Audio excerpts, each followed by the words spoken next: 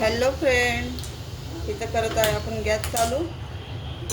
त्याच्यावर ठेवणार आहे कढई. आपल्याला बनवायचं आहे वांग्याची भाजी.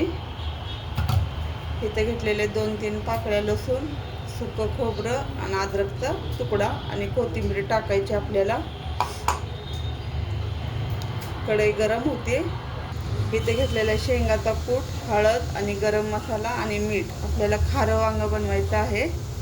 आता मी जेवढं लागतं तेवढं तेल टाकून घेते.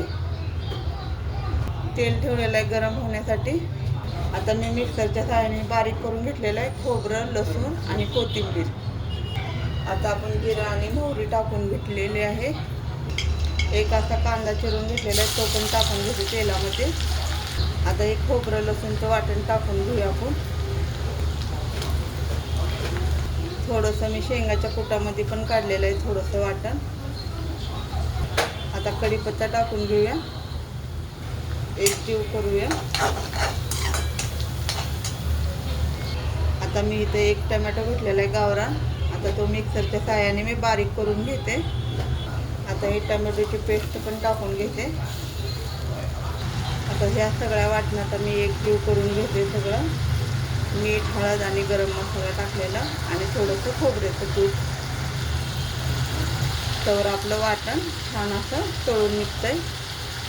आता हे आपण वांगी भरून घेऊया एक एक करून. आता ही भरलेले वांगे आपण एक एक करून सोडून घेऊया तेलामध्ये. आता एक जीव करूया तेलामध्ये आणि छान असे वांगी तळून घेऊया.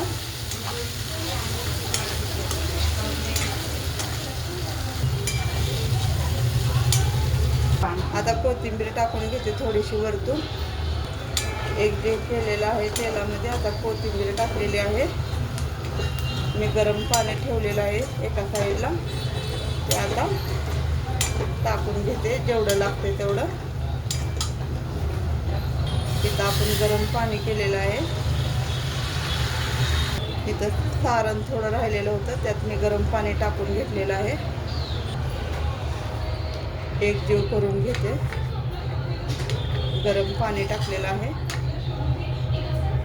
आपलं खारं वांगं तयार झालेलं आहे. आता वांगं शिजण्यासाठी आपण झाकण ठेवून घेऊया. आता झाकण खोलून पाहूया. छान अशी उकळी आलेली आहे वांग्याला आपल्या. वांग्याची भाजी ह्या पद्धतीची झालेली आहे आपली. वांगा अजून शिजत आहे. आवडला तर लाईक करा, शेअर करा आणि कमेंट करा. धन्यवाद.